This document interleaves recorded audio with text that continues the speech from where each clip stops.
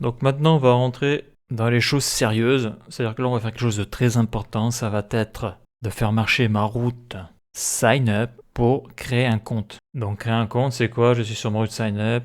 Donc je mets un email, un password, j'envoie. Et après, ça doit s'enregistrer dans la base de données. Base de données, donc là, on peut l'avoir sur phpMyAdmin. Ça me crée un compte et après, avec la route login, eh bien, je pourrais me connecter et avoir un token d'authentification. Donc là, j'ai erreur, c'est normal.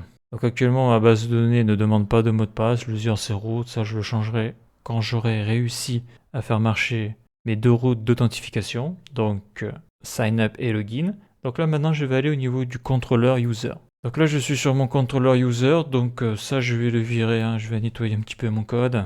Donc déjà, on va commencer par importer la connexion MySQL. Voilà, parce que là, ma connexion, elle est ici. MySQL connexion. Donc je prends le même nom, je peux me prendre la tête. Je mets ici, voilà. Donc là, je fais un CTRL V. Bien sûr, ça sera une constante. Const. Donc là, j'importe tout. Égal, require. Les parenthèses double quote. Donc là, il faut que je monte. Deux points, slash. Donc il faut que j'aille dans DB, database.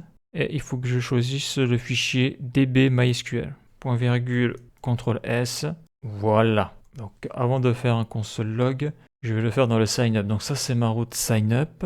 Donc le next, je le vire, il sert à rien. Donc ça je peux le laisser là en aide-mémoire. Donc je descends, chiffrer l'email, ça c'est bon. Alors là par contre je vais commencer à virer des trucs. Ok. Donc à partir du H là, ça je le vire jusqu'à là. Voilà. Donc tout ça c'était utilisé pour envoyer les données dans MongoDB. Donc là je suis plus sur MongoDB là. Donc je fais un peu le nettoyage. Voilà. Moi je vais faire un CTRL S. Est-ce que ça plante? Ça ne plante pas. Je fais une requête send. Donc là qu'est-ce que j'affiche? J'affiche email crypto. Donc ça c'est mon email crypté, quoi chiffré. Donc là ce que je vais faire, ça je vais le supprimer et je vais plutôt le faire ici. Voilà, parce que avant de vouloir envoyer des données sur MySQL, il faut déjà que j'envoie les bonnes données. Donc ce qui va être enregistré dans MySQL. Donc là je fais un console log et dedans je vais y mettre email crypto.js et le H. Le H il est ici, CTRL-C, CTRL-V. Car bien sûr, tout ce qui a été écrit pour MongoDB est fonctionnel.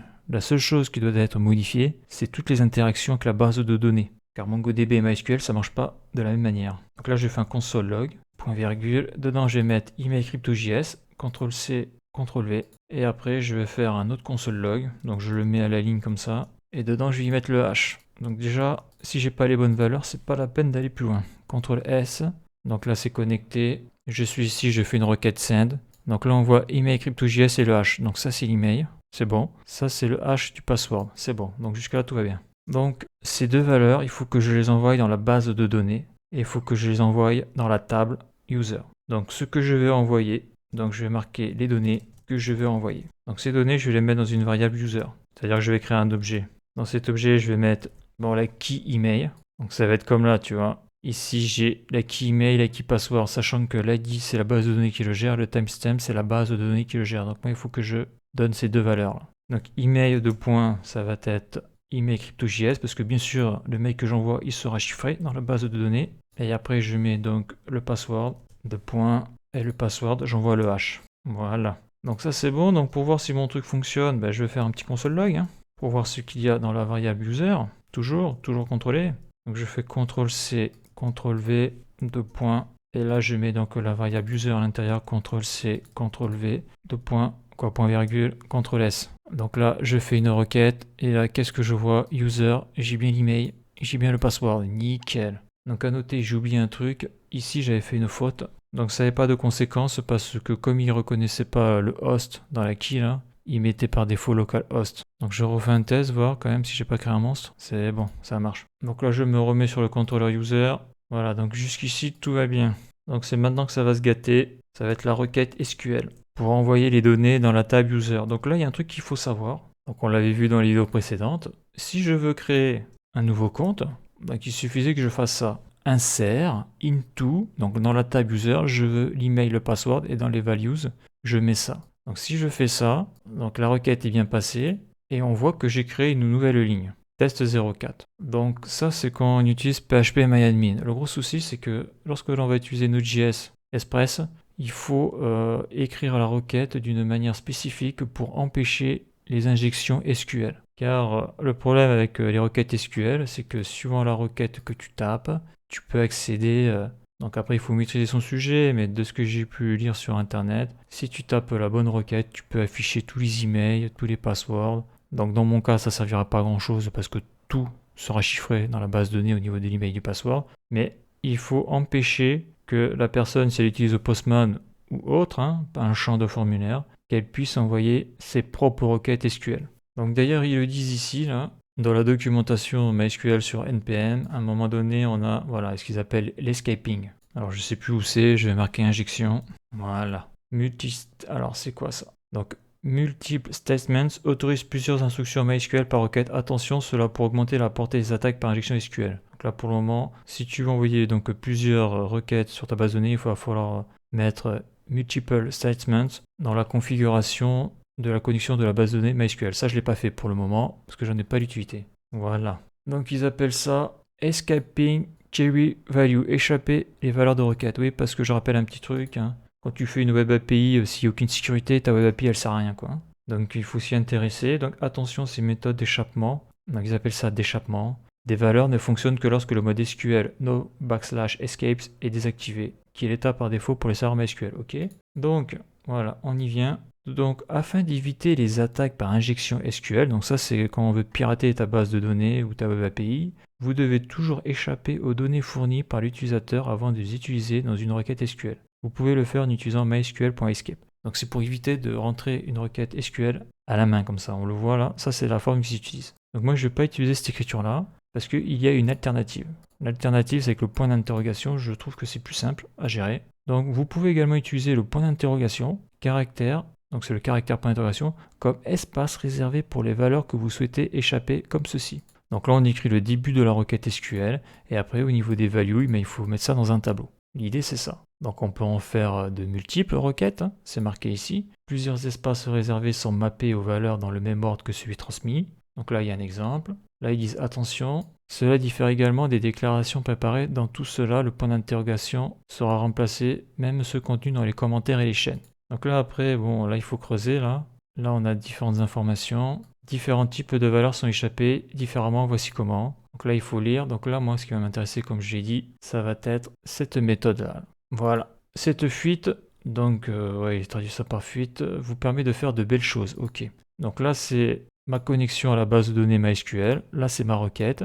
Donc là je mets le début de ma requête.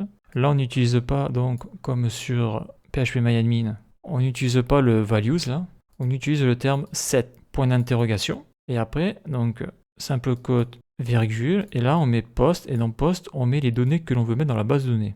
Donc ça, c'est une variable. Voilà. Ce qui fait que le gars, lorsqu'il met sa requête SQL pour pirater ta base de données, eh bien, ça bloque à ce niveau-là. Au niveau de la variable post. Parce que c'est ça qui va être envoyé dans la base de données et pas sa requête SQL à lui. Donc après, il y a une fonction de callback avec fields. Voilà. Donc c'est ça que je vais mettre. Et on va voir ce que ça fait. Donc après, pour avoir plus d'informations, il faut se taper la documentation là. Voilà. Donc là, je retourne sur Visual Studio Code.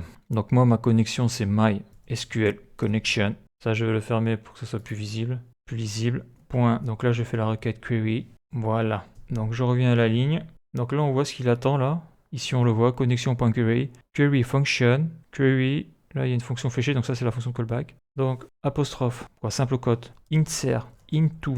Donc j'insère dans la table user, parce que là je suis connecté sur la base de données réseau social. Je fais un set, point d'interrogation, je vais ici, virgule, user, et dans user je vais mettre toutes mes données. Donc user il est ici, donc dedans j'ai la key email, la value email crypto.js, la key password et la value hash. Après donc fonction de callback, là j'ai fait ma fonction de callback, dedans il y a error, il y a results et il y a field. Ok, donc là if, donc il y a toujours un if si j'ai une erreur, eh bien je fais un console log déjà pour afficher l'erreur. Ça c'est une chose. Après si j'ai une erreur quand je vais faire ma requête Postman, il me faut une réponse. Donc la réponse du serveur, response.json, donc ça change pas ça change jamais ça. Et là je vais faire double accolade error. Donc là ça va m'afficher l'objet erreur sur Postman. Là je mets un point virgule. Voilà donc et si il n'y a pas d'erreur, sinon, donc là toujours pareil, je zoome un petit peu, je vais faire un console.log et là ce que je vais afficher, Donc déjà, je vais me faire un petit repère. Ça va être results. C'est comme ça qu'il marque dans la documentation. Il y en a qui appellent ça docs. Mais bon, on va appeler ça résultat. Et là, je fais un console.log de result. Donc là, j'ai le paramètre. CTRL V. Voilà. Et bien sûr, si c'est bon, il me faut une réponse du serveur. Response.json. Donc là, ça va être classique. Accolade. Dedans, je vais marquer message. Et là, je vais marquer utilisateur. Utilisateur enregistré. Donc là, je ne vais pas afficher le nom d'utilisateur parce que l'utilisateur enregistré dans la base de données est chiffré, donc ça sert à rien. Voilà, je fais un CTRL S. Est-ce que ça plante? Magique, ça plante pas. Super. Donc, je suis sur ma base de données. Je clique sur OK. Voilà, actuellement, j'ai 1, 2, 3, 4 qui est dans ma base de données. Donc là, j'ai mis 5, AZERTY75. Si je fais un send, qu'est-ce qui se passe? Utilisateur enregistré. Waouh. Donc, l'email, c'est EA19. Donc ça, je le cache. Donc là, on voit qu'une nouvelle ligne vient d'apparaître sur ma base de données MySQL. Donc EA19, c'est le mail qui a été chiffré, c'est bien celui-là, on le voit là, EA19. Et le password qui a été haché, c'est $2B. $2B, super, ça fonctionne. Donc si je fais une autre requête, je refais la même requête. Là, j'ai une erreur. Il me dit insert into user set email. Ouais. Il me dit duplicate entry. Ça veut dire que cet email existe déjà. Donc c'est pour ça qu'il me le refuse, car on l'a vu dans les vidéos précédentes. J'avais fait en sorte sur ma table que email ne peut être qu'unique. Donc d'ailleurs c'est marqué ici, super. Donc si j'actualise phpMyAdmin, on voit qu'il n'y a pas de souci, ça n'a pas créé une ligne sur ma base de données. Donc là je vais créer un autre compte, test06, je fais un send, utilisateur enregistré. Donc on voit le résultat, c'est ça, hein. C'est ce que renvoie donc le serveur MySQL ou la base de données MySQL. Donc là je suis sur phpMyAdmin, j'actualise. Donc on voit que le nouvel email que j'ai créé, que j'ai envoyé dans la base de données, c'est E0D. Donc c'est bien ça, E0D. Et le password, c'est toujours le même, vu que c'est pas tout à fait le même, parce que lorsque tu haches ton password, je crois que le timestamp est pris en compte, et il y a aussi le cell qui est pris en compte. Donc le début, c'est à peu près le même, mais après ça change. Voilà, ce qui fait que c'est très difficile de revenir en arrière d'un hash, voire impossible, pour retrouver le mot de passe. Donc on voit que là, il y a tout qui fonctionne, c'est génial. Allez, je vais créer un autre mail encore. Test 07, je fais un send, nickel, ça marche. J'actualise, parfait. Donc il y a un truc que je veux voir là, parce que le field, on voit qu'il n'est pas utilisé là. Donc je fais un CTRL-C. Je vais faire, donc là j'ai fait un console.log de résultat. Je vais mettre CTRL-V, CTRL-V. Je fais un CTRL-S. On va voir ce qu'il y a dedans, s'il y a quelque chose. Donc si je fais un send, il y a une erreur, parce que cet email là est déjà utilisé. Je recrée un nouveau email, j'envoie la requête. Et là, fields et undefined. Donc en gros, il me sert à rien. Donc je fais CTRL-Z, CTRL-Z. Et lui, je le vire. Voilà. Je fais CTRL-S. Je recrée un mail. 9. Je fais un send. Nickel, ça fonctionne. Utilisateur enregistré. Donc là, on a fait une étape très importante, hein.